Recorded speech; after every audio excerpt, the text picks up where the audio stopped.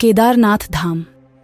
इसकी कथा और रहस्य को जो पूरा सुनता है उसके जन्मों जन्मों के पाप मिट जाते हैं और भगवान शिव उसे निरोगी और हमेशा खुश रहने का आशीर्वाद भी देते हैं।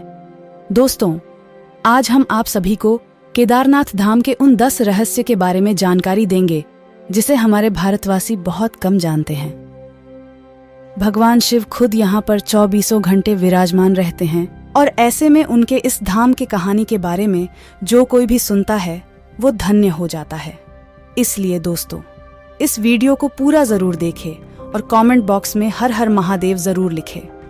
तो चलो इस वीडियो की शुरुआत कर लेते हैं। पहला रहस्य, केदारनाथ धाम की भौगोलिक स्थिति।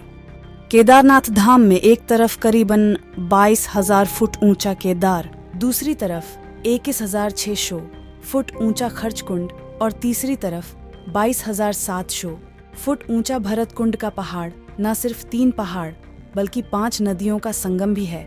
यहाँ मंदाकिनी, मधुगंगा छिड़, गंगा सरस्वती और स्वर्ण गौरी है। इन नदियों में अलकनंदा की सहायक मंदाकिनी आज भी मौजूद है। इसी के किनारे है केदारेश्वर धाम। यहाँ सर्दियों में और भारी बारिश में जबरदस्त पानी रहता है। केदार घाटी में 2 पहाड़ है, नर और नारायण। विष्णु के 24 अवतार में एक नर और नारायण ऋषि की यहाँ तपोभूमि है। दूसरी ओर बद्रीनाथ धाम है जहाँ भगवान विष्णु विश्राम करते हैं। दूसरा रहस्य, केदारनाथ धाम का रहस्यमय निर्माण। केदारनाथ मंदिर का निर्माण बड़े बड़े पत्थरों, चट्टानों, शिलाखंडों से किया गया है। इन शिलाखंडों को आपस में जोड़ने के लिए इंटरलॉकिंग तकनीक को अपनाया गया है, जिसमें कहीं भी सीमेंट इत्यादि का प्रयोग नहीं किया गया है। अब इसमें सबसे बड़ा रोचक तथ्य वो रहस्य ये है कि केदारनाथ धाम स्वयं समुद्र तल से 22,000 फीट की ऊंचाई पर स्थित है। इतनी अधिक ऊंचाई पर इतनी विशाल शिलाखंडों को पहुंचाना, उन्हें एक के ऊपर एक रखकर इंटरलॉकिंग करना किसी मानव के लिए सक्षम नहीं दिखता। आज तक इस रहस्य का खुलासा नहीं हो पाया कि आखिर इतनी भारी पत्थर को इतनी ऊंचाई पर लाकर तराशकर कैसे मंदिर की शक्ल दी गई होगी। खासकर ये विशालकाय छत कैसे खंभों पर रखी गई होगी। तीसरा रहस्य, इस मंदिर का निर्माण किसने और क्यों किया। ऐसा कहा जाता है कि इस मंदिर के निर्माण के पहले यहाँ पर एक दूसरा मंदिर हुआ करता था जिसे पांडवों ने बनाया था, लेकिन वक्त के मार के चलते यह मंदिर विलुप्त हो गया।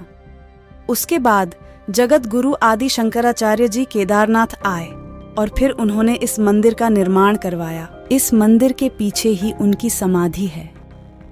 इसका गर्भगृह अपेक्षाकृत प्राचीन है, जिसे 8वीं शताब्दी के लगभग का माना जाता है। पहले 10वीं शताब्दी में मालवा के राजा भोज द्वारा और फिर 13वीं शताब्दी में मंदिर का जीर्णोद्धार करवाया गया था। चौथा, केदारनाथ शिवलिंग की स्थापना कैसे और क्यों हुई। जब महाभारत युद्ध के बाद पांडवों पर अपने भाइयों और सगे संबंधियों की हत्या का दोष लग गया था, तब भगवान श्री कृष्ण ने उन्हें भगवान शिव से क्षमा मांगने का सुझाव दिया था। लेकिन शिव जी पांडवों को क्षमा नहीं करना चाहते थे। इसीलिए उन्होंने 5 पांडवों की नजर में न आने के लिए बैल का रूप धारण कर लिया और पहाड़ों में मौजूद मवेशियों के बीच छिप गए थे। लेकिन गदाधारी भीम ने उन्हें देखते ही पहचान लिया। भगवान शिव के दर्शन पाने के लिए पांडवों ने एक योजना बनाई और भीम ने विशाल रूप धारण करके अपने दोनों पैर केदार पर्वत के दोनों ओर फैला दिए। सभी पशु भीम के पैर के नीचे से गुजर गए, लेकिन बैल के रूप में भगवान शिव भीम के पैर के नीचे से नहीं निकले। तब भगवान शिव को पहचान कर भीम ने बैल को पकड़ना चाहा तो बैल धरती में समाने लगे। तब भीम ने बैल का पिछला भाग कस के पकड़ लिया और भगवान शिव पांडवों की भक्ति से प्रसन्न होकर उन्हें दर्शन देकर पाप मुक्त कर दिए। कहा जाता है कि तभी से भगवान शिव यहाँ बैल की पीठ की आकृति के रूप में पूजे जाते हैं। मान्यता है कि इस बैल का मुख नेपाल में निकला, जहाँ भगवान शिव की पूजा पशुपतिनाथ के रूप में की जाती है। 5वां, केदारनाथ धाम और रामेश्वरम धाम का एक सीधे में होना। दोस्तों, आपको जानकर आश्चर्य होगा कि एक रेखा पर बने हैं केदारनाथ और रामेश्वरम मंदिर, केदारनाथ मंदिर को रामेश्वरम मंदिर के सेप में बना हुआ।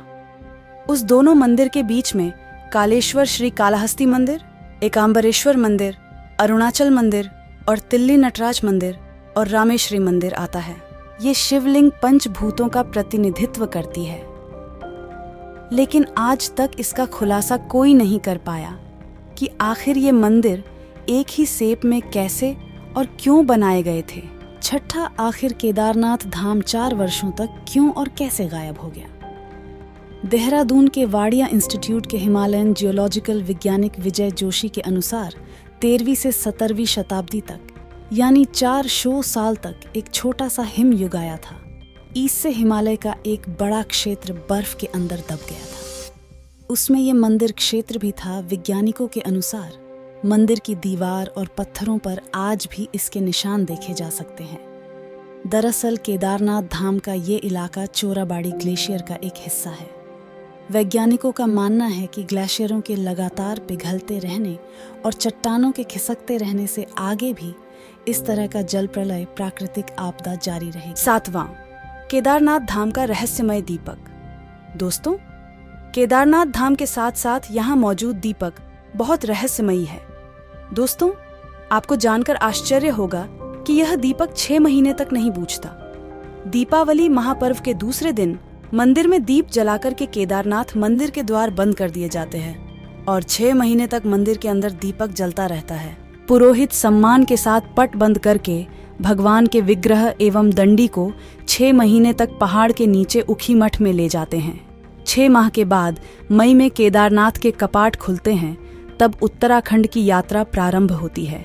6 माह तक मंदिर और उसके आसपास कोई नहीं रहता, लेकिन आश्चर्य की बात यह है कि 6 माह तक दीपक जलता रहता है और निरंतर पूजा भी होती रहती है। कपाट खुलने के बाद ये भी आश्चर्य का विषय है कि मंदिर की साफ सफाई भी यहाँ देखने को मिलती है, जैसे कि मंदिर को बंद करते वक्त छोड़ा गया था। 8वां रहस्य, आखिर क्यों और कैसे लुप्त हो जाएगा केदारनाथ धाम। पुराणों के भविष्यवाणी के अनुसार इस समूचे क्षेत्र के तीर्थ विलुप्त हो जाएंगे। माना जाता है कि जिस दिन नर और नारायण पर्वत आपस में मिल जाएंगे, बद्रीनाथ और केदारनाथ का मार्ग पूरी तरीके से बंद हो जाएगा और तब बद्रीनाथ और केदारनाथ के दर्शन नहीं कर पाएंगे। पुराणों के अनुसार वर्तमान बद्रीनाथ धाम और केदारेश्वर धाम लुप्त हो जाएंगे और वर्षों बाद भविष्य में भविष्य बद्री और भविष्य केदार नाम के नए तीर्थ का उद्गम होगा। 9वां रहस्य, केदारनाथ धाम में मौजूद भीमशिला का रहस्य। वर्ष 2013 में केदारनाथ में आई प्राकृतिक आपदा के बारे में कौन नहीं जानता है। ये आपदा इतनी भीषण थी कि लगभग 1000 से ज्यादा भक्तों की मृत्यु हो गई थी और केदारनाथ जाने का मार्ग पूरी तरीके से तहस नहस हो गया था। लेकिन आश्चर्य की बात तो ये है कि मुख्य मंदिर को कुछ भी नुकसान नहीं पहुंचा। इसका कारण था बाढ़ के पानी में बहकर आया एक विशाल चट्टान, जिसे आज हम भीमशिला के नाम से जानते हैं। 2013 में जब बाढ़ का पानी तेज गति के साथ केदारनाथ धाम मंदिर की तरफ बढ़ रहा था, तब उस पानी के साथ साथ एक विशालकाय चट्टान भी बहती हुई मंदिर तक आया और ठीक मंदिर के पीछे आकर रुक गया। बाढ़ का पानी उस चट्टान से टकराकर 2 भाग में बट गया और बाढ़ का पानी मंदिर के दोनों ओर से निकल गया। इस कारण मंदिर को कुछ भी नुकसान नहीं हुआ था। ये एक चमत्कार था जिसे संपूर्ण विश्व ने देखा था। 10वां रहस्य, केदारनाथ धाम का रहस्यमय साधु और एक भक्त की सच्ची घटना। दोस्तों, आज से कई सालों पहले एक आदमी केदारनाथ धाम में भगवान शिव के दर्शन करने आया। वो जिस वक्त आया, उस वक्त केदारनाथ धाम के कपाट बंद होने वाले थे। उसने पुजारियों से भोलेनाथ के दर्शन करने की इच्छा जाहिर की, परंतु पंडितों ने ये बोलकर उसे मना कर दिया कि केदारनाथ धाम अब 6 महीने के लिए बंद कर दिया गया है। ये सुनते ही वो भक्त बहुत दुखी हो गया, परंतु उसने अपने मन में यह संकल्प कर लिया कि जब तक वो भोलेनाथ के दर्शन नहीं कर लेगा, वो यहाँ से हिलेगा तक नहीं।